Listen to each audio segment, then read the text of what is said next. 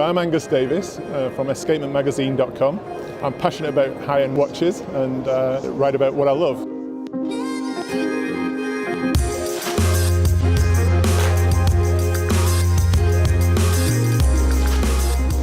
Tag have got some great products. I like the Monaco Bamford. I also like the Monaco. They're doing a Monaco where half the dial is blue, which is a colour that's often associated with Monaco, and half is actually the Gulf colours. And it doesn't sound quite right when you hear about it, and when you look at it in a picture it doesn't quite work. When you put it on your wrist it really works well. It's quite ingenious. Also some good Carrera product from Tag. As I mentioned before, Tudor doing some great things. Rolex, the GMT Master 2, even though I said I prefer the Tudor one, it's a lovely watch.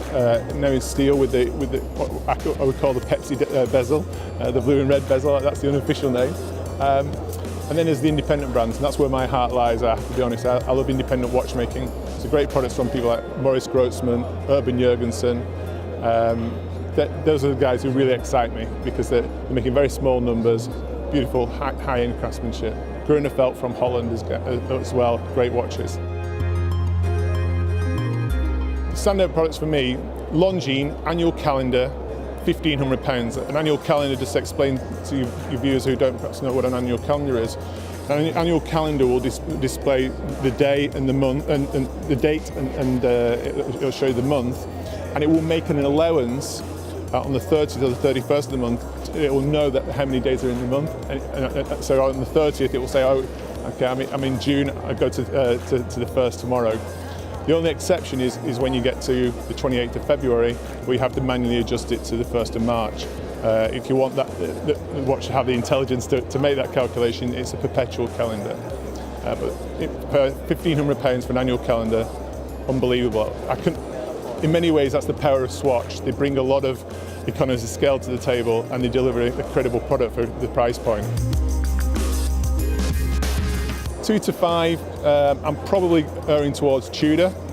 I think that their GMT product is great for the money, and I think that will also have longevity in terms of the design language. It won't fade with the onset of years, because we're looking at GMTs from the 1960s and still they look great. GMT Masters from Rolex, and aesthetically they're very, very similar. So I think that will have lasting appeal. 5 to 10, I'm probably going Grand Seiko. Great watches, Zaratsu polishing on the case. So if you actually close your eyes and you rub your thumb against the case band, it's like glass. It's incredibly smooth, beautifully executed. Great movements, manufacturing movements. They're one of the few companies in the world that make pretty well everything on the watch. They've got a new 20th anniversary product in steel with the blue dial, and that's something that's going to come in under your £10,000. At the moment, I'm probably erring towards the new Luc Quatro from Chopard. It's got 4 barrels, basically 2 barrels that are stacked in 2s. It's about 216 hours power reserve off the top of my head. Beautiful aesthetics, you've got a power reserve at 12 o'clock. Wonderful, but Chopard's design language is always really, really good. They always impress me. I'm actually wearing nothing, and I'll explain why. There's a reason, and that is because when I'm on watch stands, I'm trying on watches all the time and taking wrist shots and seeing what they feel like. And I inadvertently, a few months ago, was at an exhibition, and I actually walked off without my own watch, and then I had to go back, and luckily it hadn't been stolen. But now I have it now. I don't wear watches at watch exhibitions. Probably Jaeger LeCoultre Reverso.